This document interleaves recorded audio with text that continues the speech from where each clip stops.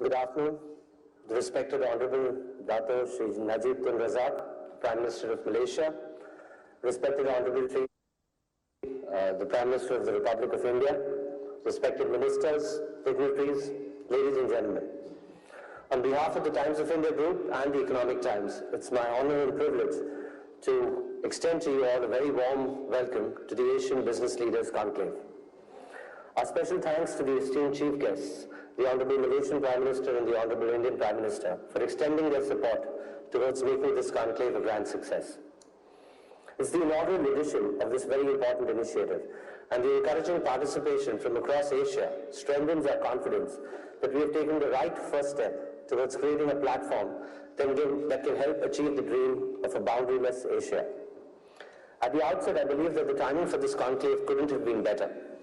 We are witnessing an important economic phenomenon of Asia emerging from the shadows of the West to develop and sustain itself as a significant economic entity, which the entire world and the globe is looking up to. The unification and cooperation with which we have seen in the last decade in an otherwise highly volatile trade and business environment makes Asia as the next cornerstone of trade in the world. From the Middle East to the Indian subcontinent, to Southeast Asia and the People's Republic of China, economic cooperation and trade amongst Asian nations is arguably at its highest levels in history. And it is the multilateral cooperation amongst the nations that has paved the way for business leaders to navigate any political and socio-cultural differences to build Asia as one of the most sought-after business destinations. With the region slowly cementing its positions as one of the most lucrative destinations to set up new businesses and establishing itself as the gateway to major economies of the region, there is a renewed business interest from across the world to make their presence felt here. When we looked at countries beyond India to host the inaugural edition of the Asian Business Leaders Conclave, Malaysia came out as the preferred destination because it is at the cusp of one of the most radical transformations in its history. The changes are evident in political, public, and more importantly on the business front, with Malaysia ramping up its efforts to achieve the Vision 2020. It is strategically located in the heart of Southeast Asia, offering a cost-competitive location for investors intending to set up offshore operations. From manufacturing to distribution to technical expertise in the services sector, the country offers opportunities and capabilities across the value chain. Whether the investors want to utilize Malaysia as their target market or as a regional gateway, the country has been very successful in creating a conducive business environment for businesses to thrive. As an organization that comes from India, I can truly vouch for the optimistic state of affairs in our nation and the tremendous efforts taken by the present leadership to energize the economy. We see great strides undertaken to boost the ease of doing business as well as encouraging Indian businesses to look beyond. Additionally, the Malaysia-India connection is something a few can afford to ignore. India's Look East policy, coupled with transformation happening in Malaysia, certainly opens up avenues to further energize and elevate the already strong trade partnership between our two nations. The recent interactions between the two great leaders present here today cement the intention of coming together to make a strong impact on the region. The conclave, in its first edition, aims at bringing together business leaders from across Asia to deliberate and discuss key agendas and challenges faced in navigating the business boundary across the regions. I encourage you all to leverage this conclave as a business platform for advancing our collective business needs to make Asia a thriving region for trade and commerce in the world.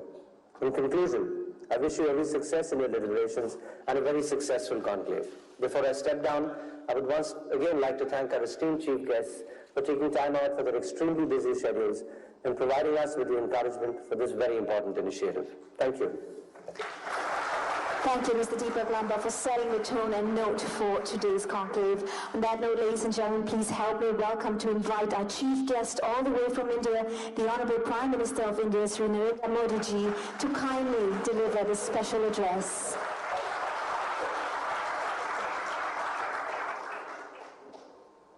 His Excellency Dato Sri Mohammad Najib ji, Honorable Prime Minister of Malaysia, members of the management of Economic Times, business leaders, ladies and gentlemen, it is a great pleasure to jointly inaugurate the Economic Times Asian Business Leaders Conclave 2016 with His Excellency, the Prime Minister of Malaysia. The fact that the Economic Times has chosen Kuala Lumpur as the venue for this conclave proves the importance of Malaysia as a commercial and business destination. My best wishes for the conclave. Friends, under the leadership of His Excellency, the Prime Minister of Malaysia is moving towards its goal of achieving developed country status by 2020. It has also shown resilience in coping with the global economic situation. The timeless ties between India and Malaysia are reinforced by the presence of a large Indian community. The recent symbol of our historic links is the Toran Gate in the heart of Kuala Lumpur, which connects two great nations and two great cultures. In recent times, we have forged a strategic partnership. My visit to Malaysia in November last year served to reinforce this strategic engagement across a range of areas. Close relations with Malaysia are integral to the success of our Act East policy. India's initiatives, including a project development fund and line of credit, have given a huge flip to India-ASEAN cooperation. Friends, the leaders of ASEAN countries have led effort for better integration among the countries of the region. These initiatives to bring the business leaders of Asia together is therefore very, very timely. I've said on many occasions that the 21st century is the century of Asia. Asia, where there are hands to work, homes to consume, and heads have the humility to learn. Despite unfavorable and uncertain global economic environment, the growth prospects of the Asian region have been a ray of hope remain bright. Friends, India is currently witnessing an economic transformation. It is not only one of the fastest growing large economies in the world, it is also marked by initiatives centered around ease of doing business, making governance transparent and efficient, reducing regulatory overburden, presently cleaning the system from black money and corruption is very, very high on my agenda. This comes closely after digitization and introduction of GST. The outcomes of our efforts are visible from India's global rankings on various indicators. India's rank has gone up by, in World Bank's Doing Business report,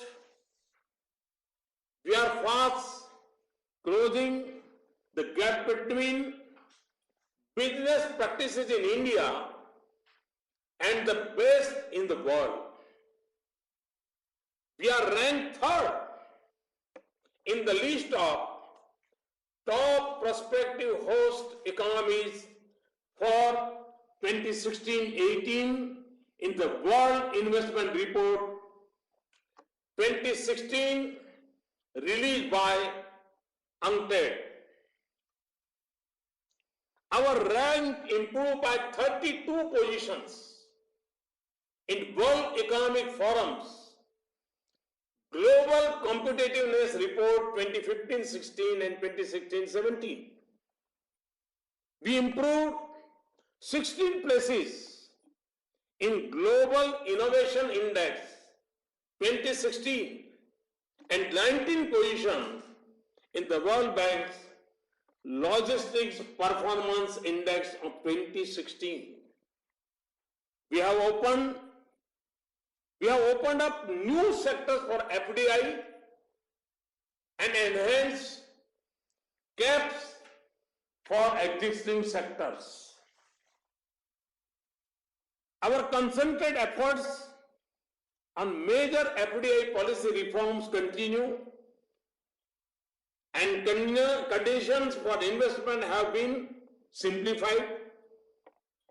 The results are therefore all to see. Total FDI inflows in the last 2.5 years have touched $130 billion. Highest ever FDI inflows were received during the last year. The increase in FDI equity inflows in the last 2 financial years was 52% as compared to previous 2 financial years. Sources and sectors in which FDI is coming have also greatly diversified. Our Make in India initiative, which celebrated its second anniversary this year, is aimed at making India a global hub of manufacturing, design, and innovation. I would like to highlight some of our achievements. We have now become the 6th largest manufacturing country in the world. Our gross value added in manufacturing has recorded a growth of 9.3% in 2015-16. 51 cold chain projects have been completed in the last 2 years, and 6 mega food parks have been opened since 2014.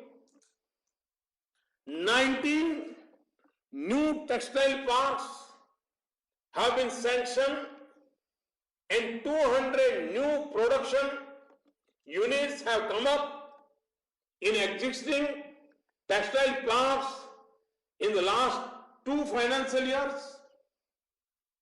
This year saw 90% jump in number of mobile phone units manufactured in India. Leading global players in the auto sector have stepped up various new assembly lines and greenfield units. Friends, our efforts to ensure ease of doing business in India have been comprehensive and wide-ranging, including legislative and structural. I'm happy to share that the constitutional amendment for goods and service tax (GST) has been passed. This is expected to be implemented in 2017. We are moving towards a digital and cashless economy. Our licensing regime has been greatly rationalized. We have launched single window interface for registering a business, exim clearances, and labor compliances. Procedures involved in getting utilities like water and electricity are being simplified. An investor facilitation cell has been created to guide and assist the investors. Our partnership with the state governments has also enhanced considerably since the launch of Make in India. In association with the World Bank, the states were ranked on the basis of their business policies and procedures on agreed parameters in 2015. This was further expanded in 2016. We have adopted for the first time ever a comprehensive national intellectual property rights policy to lay a future roadmap for intellectual property. We have also taken major steps to kickstart the process of creative destruction.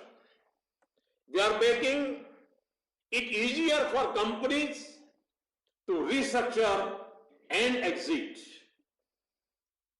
The enactment and implementation of the Insolvency and Bankruptcy Code is a crucial step towards ease of exit in India. New commercial courts are being set up to fast-track resolution of commercial disputes. Arbitration laws have also been amended to fast-track the proceedings. Friends, India is currently buzzing with entrepreneurial activity like never before. Startups are the next big economic force in India and are no less than a revolution. Our Startup India program aims to unleash our potential in this area. Our economic process is being geared towards activities which are vital for generating employment or self-employment opportunities. This is the only way to reap the demographic dividend. Through the Skill India initiative and its various components, we are trying to synergize the skills to the market requirements. Building futuristic infrastructure is the biggest task at hand. We are developing a pentagon of industrial corridors across the country. There is immense focus on removing the logistic constraints across the country.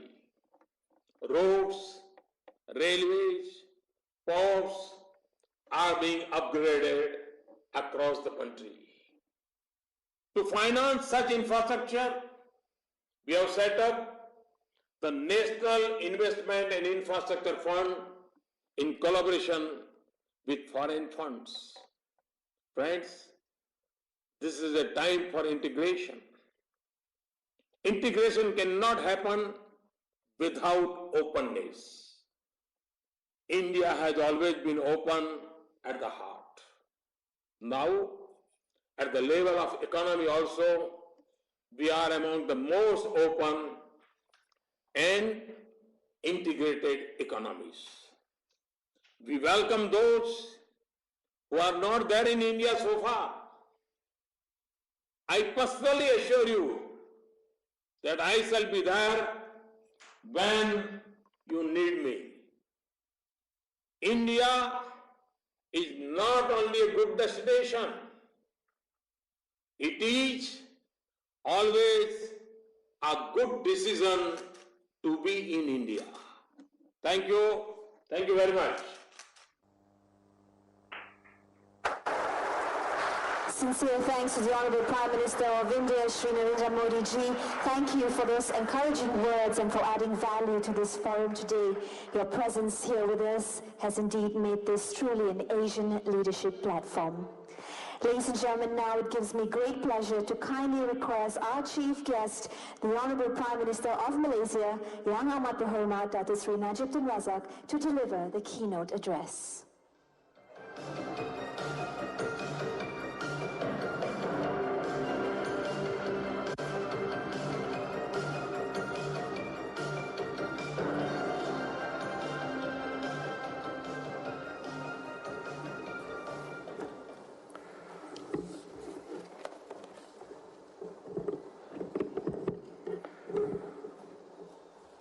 Assalamu alaikum and a very good afternoon. Prime Minister Narendra Modi, Prime Minister of India, Minister Datuk Seri Mustafa, High Commissioner, Mr. Deepak Lamba, President Times of India Group, distinguished participants, guests, ladies and gentlemen. First of all, let me thank both our counterparts in other Asian governments and the organizers for inviting me to join you at this inaugural edition of the Economic Times Asian Business Leaders Conclave. To many viewers on Facebook and the Indian News Network who are watching this live event, Namaste.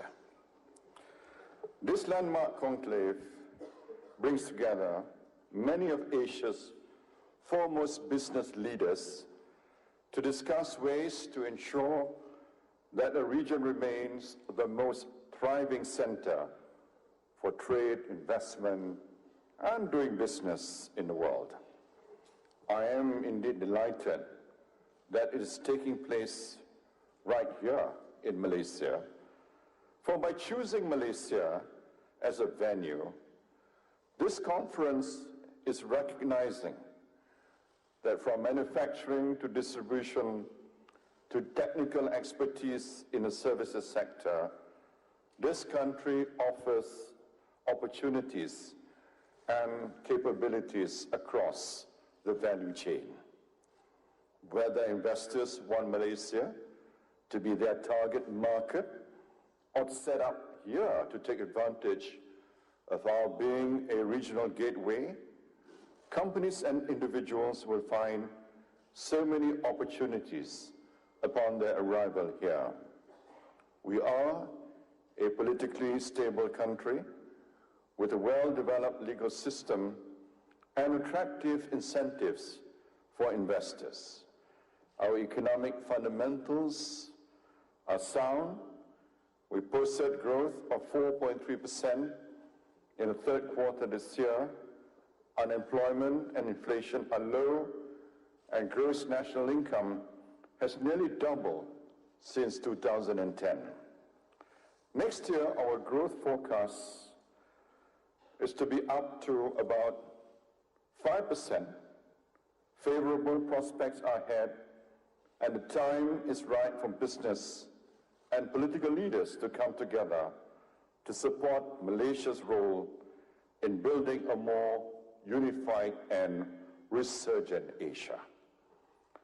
Ladies and gentlemen, this conclave could not have come at a better time, for Indo-Malaysian relations are at a historical high. Over the last few years, they have been enhanced by our agreement to form a strategic partnership between India and Malaysia, the Malaysia-India Comprehensive Economic Cooperation Agreement. We now have extensive channels that cover trade in goods and services, investment, and movement of people between our two countries. They add to the benefits brought by the ASEAN-India Trade in Goods Agreement, further facilitating two-way trade, services, investment, and economic relations in general. We have also made important strides in our bilateral relations in a range of areas, including defense and security, as well as in the social and cultural scenes. During the visit, my friend, Prime Minister of India, Prime Minister Modi, to Kuala Lumpur in November 2015, in conjunction with the ASEAN East Asia Summits, we agreed to take further steps to enhance our relations. Our focus was on building a well-rounded partnership, and it was made clear during our talks that Malaysia is at the core of India's Act East policy. Those talks were warm, comprehensive, and wide-ranging. And I was truly delighted that Prime Minister Modi and I were able to jointly inaugurate the Tirana Gate in Brickfields as a symbol of our friendship. The gate is a gift from the Indian government to Malaysia and has already become a landmark, much admired by visitors from abroad and locals alike. It was erected in the area known as Little India because it was amongst the earliest settlements by the Indian community in Kuala Lumpur. As such, Tirana Gate is not only a symbol of the friendship between India and Malaysia, but it's also a symbol of the unity and understanding that exists alongside our unique ethnic diversity in Malaysia. Ladies and gentlemen, there is great depth and history to the relationship between India and Malaysia. India has been Malaysia's largest export destination in the South Asian regions ever since 1998. From 2003 to 2015, trade increased by more than fourfold. Last year, Malaysia's trade with India amounted to nearly 47 billion ringgit, an increase of 3.5% from 2014. In that same year, India was Malaysia's 10th largest trading partner, 7th largest export destination, and 12th largest import source. And Malaysia was India's 14th largest trading partner, 19th largest export destination, and 15th largest import source. Investment from India has created thousands of jobs in Malaysia, and countless leading Malaysian companies, including Khazanah, Petronas, and Malaysia Airport Holdings, are active in India. In connection with the Indian government's plans to roll out GST in 2017, we're happy to share our own experience of GST introduction with a high-level delegation from India that visited Malaysia recently. Though we deal in different geographies and face varied challenges, we share a mutual resolve to provide a transparent and predictable tax regime as well as protection to intellectual property rights. And we have both gained from sharing our observations and expertise in these areas. Such interactions are clearly to the benefit of both our countries, and they are in the spirit of this conclave, which is moving towards a borderless Asia. Ladies and gentlemen, as well as the dialogue mechanism at the ministerial and official level, we are also cooperating closely on counter-terrorism matters. We are united in condemning terrorism in all its forms and manifestations. Malaysia is willing to share the integrated de-radicalization module for terrorists with other countries, including India. I myself have long experience of working with the Indian government, both in my past capacity as Defense Minister and as Prime Minister, to bolster our fight against the common threats we face. Tactical measures like these to ensure continuing cooperation on the security front are an important part of maintaining and building trust and confidence and turning the strategic partnership we signed into a reality that protects both our people.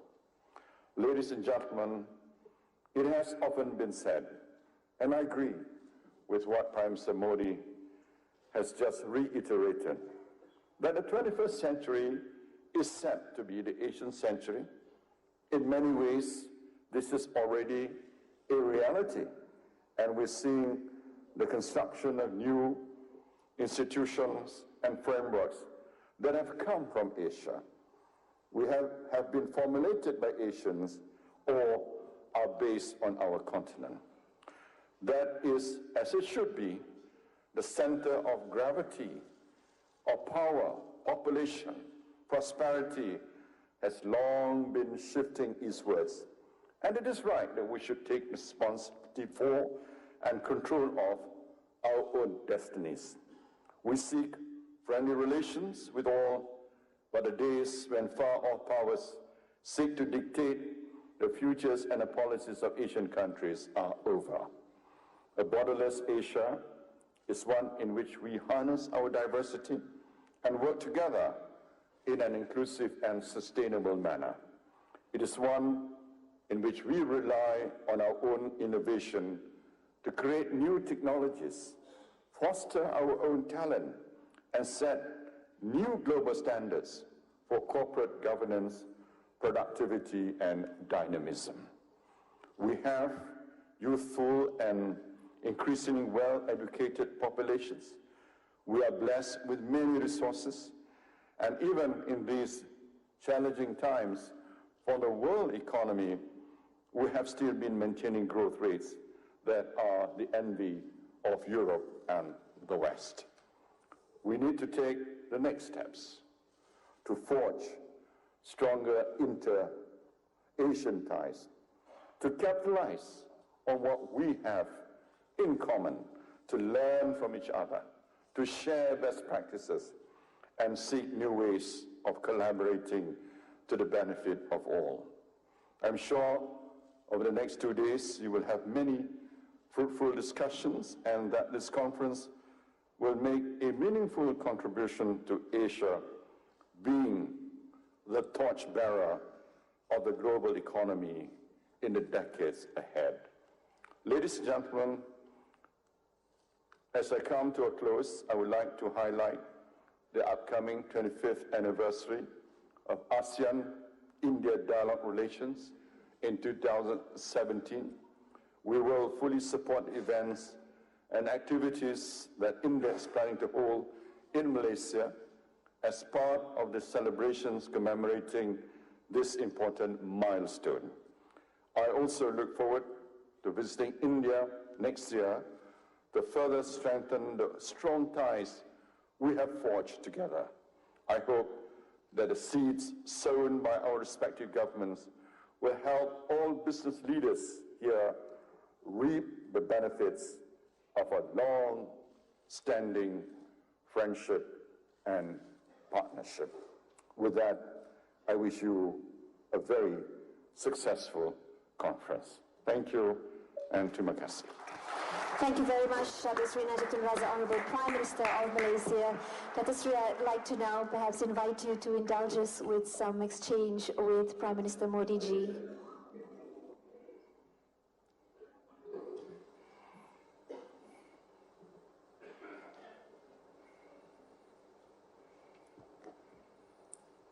Prime Minister Modi ji, are you able to hear us? Yes. Yes, hi. The forum is open. The hall is waiting to hear a few words from you and, of course, the Honourable Prime Minister of Malaysia. Thank you, Excellency, for your kind remarks, and we are very eager to receive you here in India in 2017. It has indeed been a great pleasure to join you in speaking to the business leaders at this event today.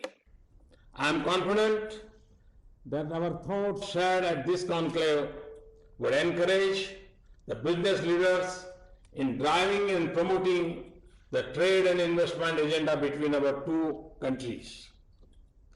I had a memorable visit to Malaysia last year. We now look forward to an opportunity to welcome you in India to carry forward our cooperative endeavors. Thank you very much. Thank you for your kind words again. Excellency, thank you very much. Thank you, Prime Minister Modi, for your very warm remarks and for being so upbeat about India-Malaysia relations, about the business opportunities, and even beyond that, about how ASEAN and Asia itself will be the geographical area of the future. May I congratulate you for being a bold reformist, for doing things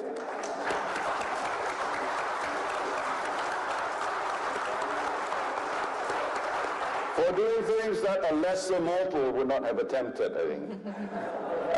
And I wish you every success indeed, because if you are courageous enough to do the reforms, I'm sure you will reap the rewards in due course. And thank you for your very kind invitation to visit India, and I look forward to visit you once again, or rather to visit India and to see some of the exciting things that are happening in India under your strong leadership. Thank you once again. Thank you. Thank you. Thank you to both Honourable Prime Ministers of Malaysia and India for your time and gracing us with this event. To Yang Amat Berhormat Datuk Sri Najib Tun Razak, may I kindly request for you to be remaining on stage while we bid goodbye to Prime Minister of India, Sri Narendra Modi ji. Thank you once again for joining us.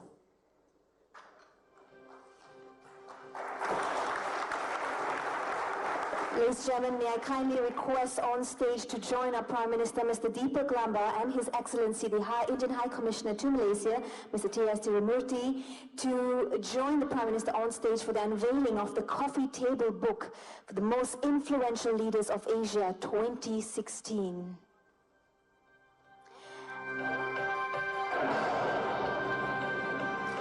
The Economic Time acknowledges the contribution of iconic leaders who have, through their sheer dedication, shown to the world that Asia is coming together and rising, and she is on the path to becoming one of the most conducive regions for trade in the world. Ladies and gentlemen, this is the